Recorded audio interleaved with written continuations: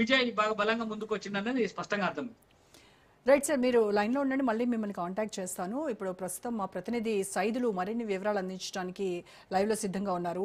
So Saidulu, latest trends ఏంటి? తమిళనాడులో TVK విజయం దిశగానే వెళుతోంది, అలాగే వెస్ట్ బెంగాల్లో ఇప్పటికే బీజేపీ నాయకులు అయితే ఇక సంబరాలు చేసుకుంటూ ఉన్నారు. తర్వాత కేరళలో యూడీఎఫ్, అస్సాంలో ఎన్డీఏ, పుదుచ్చేరిలో ఎన్డీఏ. సో ఓవరాల్గా అప్డేట్స్ ఏంటి ఇప్పటికి ప్రస్తుతం? ఎస్ రోజా, మొత్తం 5 రాష్ట్రాల ఎన్నికల ఫలితాలు దాదాపుగా ఒక ఫైనల్కి వచ్చాయని చెప్పవచ్చు. ఇక 3 రాష్ట్రాల్లో బీజేపీ హవా కొనసాగింది. వెస్ట్ బెంగాల్, అస్సాం, పుదుచ్చేరిలో బీజేపీ హవా కొనసాగుతుంది. సో ఎన్నడూ లేని విధంగా వెస్ట్ బెంగాల్లో బీజేపీ అధికారంలోకి వస్తుంది. దాదాపుగా మ్యాజిక్ ఫిగర్ దాటి దాదాపు 190 స్థానాలకు పైగా లీడ్ కనబరుస్తుంది. బీజేపీ అభ్యర్థులందరూ కూడా లీడ్లో ఉన్నారు.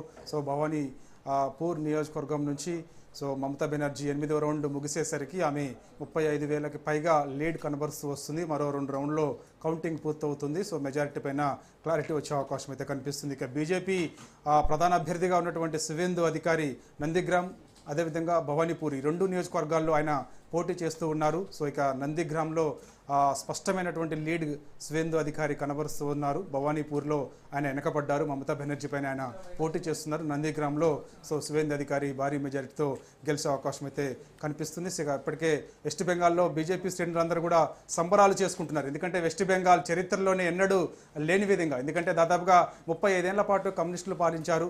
తర్వాత 15 ఏళ్ల పాటు తృణమూల్ కాంగ్రెస్ మమతా బెనర్జీ అధికారంలో ఉంది. సో అసలు బీజేపీ అధికారంలోకి అక్కడ వస్తుందా రాదా అనేది అనేక సందేహాలు నెలకొని ఉండే గతంలో. సో కానీ అవన్నీ కూడా తలకిందులైపోయాయి. సో ఇక వెస్ట్ బెంగాల్లో బీజేపీ అడుగుపెట్టింది. దాదాపుగా మ్యాజిక్ ఫిగర్ దాటి 190కి పైగా స్థానాల్లో బీజేపీ అభ్యర్థులు లీడ్ కనబరుస్తున్నారు. భారీ మెజార్టీతో విజయం సాధించబోతున్నారు. సో ఇక ముఖ్యమంత్రి అభ్యర్థి ఎవరనేది ఇక మనం ఎన్డీఏ నేతలు ఒక సమావేశం ఏర్పాటు చేసి అందులో నిర్ణయం తీసుకునే అవకాశం అయితే కనిపిస్తుంది. సాయంత్రం 6:30 ప్రధాని నరేంద్ర మోడీ ప్రజలను ఉద్దేశించి మాట్లాడబోతున్నారు. ఆయన ఏం మాట్లాడతారనేది కూడా సర్వత్రా ఆసక్తి. వెస్ట్ బెంగాల్ ఉద్దేశించి కూడా ఆయన మాట్లాడే అవకాశం అయితే కనిపిస్తుంది. ఎందుకంటే వెస్ట్ బెంగాల్లో ఇప్పుడు జరుగుతున్నటువంటి అక్కడ దురాక్రమణలు, ముఖ్యంగా సో మమతా బెనర్జీ నేతృత్వంలో తృణమూల్ కాంగ్రెస్ చేస్తున్నటువంటి అరాచకం, ఇవన్నీ పైన కూడా ఆయన మాట్లాడే అవకాశం అయితే కనిపిస్తుంది. ప్రజలు అభివృద్ధికి పట్టం కట్టారు, సో రామరాజ్యానికి పట్టం కట్టారనే సంకేతం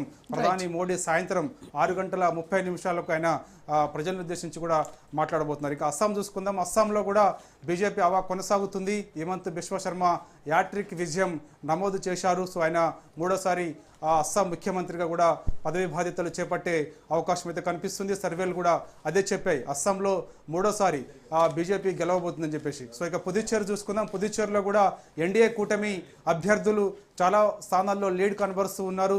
స్పష్టమైనటువంటి మెజార్టీ దిశగా పుదుచ్చేరిలో ఎన్డీఏ కూటమి అభ్యర్థులందరూ కూడా లీడ్ కనబరుస్తున్నారు. సో వారందరూ కూడా గెలిచే అవకాశాలు మెండుగా ఉన్నాయి. సో పుదుచ్చేరిలో కూడా ఎన్డీఏ కూటమి భారీ విజయం సాధించబోతుంది. సీఎం రంగస్వామిగా ఇప్పటికే భారీ మెజార్టీతో ఆయన విజయం సాధించారు. సో ఇక తమిళనాడు చూసుకుందాం. తమిళనాడు చాలా ఆసక్తిగా మనకి ఈ యొక్క ఎన్నికల ఫలితాలు చూస్తే రోజా చాలా ఆసక్తిగా కనిపించింది. ఎందుకంటే ఎవరు కూడా ఊహించలేదు తమిళనాడు రాజకీయాల్లో అనూహ్యమైనటువంటి మలుపుగా మనం చెప్పుకోవచ్చు. ఎందుకంటే చాలామంది డిఎంకే అధికారంలోకి వస్తుంది, సో డిఎంకే కొంత మెజార్టీ స్థానాల్లో విజయం ఈసారి సాధించబోతుంది, టీవీకే ఒక 5 నుంచి 10 స్థానాల్లోనే సరిపెట్టుకోబోతుంది, అసలు విజయ్ గెలుస్తాడా గెలవడా అనేక సందేహాలు నెలకొని ఉన్నాయి. కానీ అవన్నీ కూడా తలకిందులు చేశారు తమిళనాడు ప్రజలు. తమిళనాడులో టీవీకే, ఎందుకంటే పార్టీ పెట్టి 2 ఏళ్ళు అవుతుంది. సో ఎన్నడూ లేని విధంగా ఆయన తమిళనాడులో దాదాపుగా 100కి పైగా స్థానాల్లో టీవీకే అభ్యర్థులందరూ కూడా మంచి లీడ్ కనబరుస్తూ ఉన్నారు.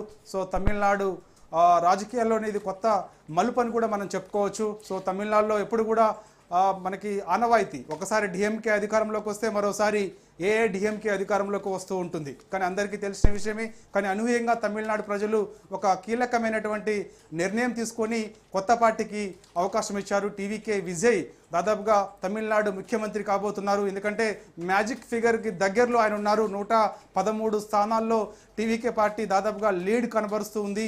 విజయ్ పోటీ చేస్తున్నటువంటి తిరుచి ఈస్ట్, అదేవిధంగా పెరంబూర్ నియోజకవర్గాల్లో కూడా మంచి లీడ్ కనబరుస్తున్నారు. అత్యధిక మెజారిటీతో కూడా ఆయన విజయం సాధించబోతున్నారు. ఇక చూసుకుంటే తమిళనాడులో చూస్తే Stalin. Thank you so much Saidulu.